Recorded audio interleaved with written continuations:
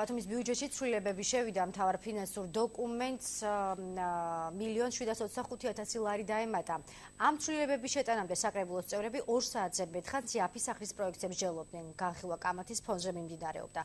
პროექტის ფარგლებში კომპენსაციებისთვის 2.125.000, ხოლო სახლის მშენებლობისთვის 2.9 ლარი დაიხარჯება. ფრაქცია ერთიანი ნაციონალური მოძრაობის თავმჯდომარის გიორგი კირთაძის განცხადებით, თანხა 20.000 ლარის ოდენობით, რომელსაც მერია დასახლებაში მცხოვრებ 60 ოჯახს თავაზობს, საკმარისი არ იქნება, რომ მათ ალტერნატიული ფართი შეიძინონ. ქალაქის მერია ამბობს, რომ იმ შემთხვევაში, თუ იქ მცხოვრები ოჯახები მერიის მხრიდან შეთავაზებულ პირობებს არ დათანხმდებიან, იაფის სახლის მშენებლობისთვის მერია ალტერნატიულ ფართს მოძებნის.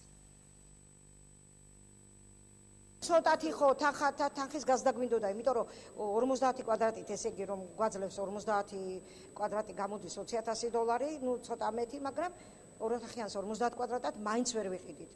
მაგრამ რა ვიცი, იქ ყოფნა, სადაც ჩვენ ეხლა ვართ, გაუსაძლისი პირობებია, ალბათ, რა ვიცი, დავეთანხმებით მაინც. ვისაც კანონიერ საკუთრებაში გააჩნია 50 კვადრატულზე ნაკლები ფართი, მას მერია უნაზღაურებს 50 კვადრატული მეტრის ღირებულების ფართს. თუ კი მოლაპარაკება მოსახლეობასთან არ შედგება და იმ პირობებზე მოსახლეობა არ წამოვა, თქვათ რა პირობებზე ჩვენ დავაზობთ იმ ტერიტორიას, შერჩეული იქნება სხვა ტერიტორია ჩვეულებრივად, მაგრამ ჩვენ გვინდა რომ გავაუმჯობესოთ იმ მოსახლეობის მდგომარეობას, რომელიც იმ ტერიტორიაზე ადის.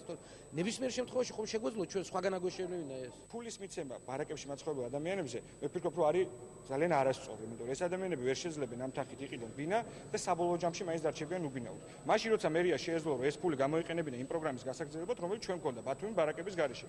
დაენგრია ის ბარაკები და ნაცვლად ბარაკებისა აეშენებინა სახლი და იმ სახლში შეეშვა ეს ადამიანების საცხოვრებლად. ჩვენ ვამბობთ, რომ ამ 4.625.000 ლარით შეგვიძლია ავაშენოთ 2 ან 3 კორპუსი, რომელიც იქნება საკმარისი იმისთვის, რომ 60 ოჯახიც დააკმაყოფილოს ბარაკებში მაცხოვრებელი, ანუ ერთი კომპონენტი მასში იყოს ესეთი და მეორე იყოს გათვლილი უსახკარო სოციალურად დაუცველი მოქალაქეებისთვის, რომლებიც გრძელვადიანი გამოსყიდვით აცხადებდნენ კვლევებშიც კი, რომ ისინი არიან მზად იხადნონ გადასახადი. ეს გადასახადი შეიძლება იყოს ვადაში ძალიან გრძელი 25-30 წელი, მაგრამ 30 წლის განმავლობაში თუ ადამიანს 30 ლარი ექნება თვეში გადასახდელი, ეს სრულიად მისაღები თანხაა მათთვის.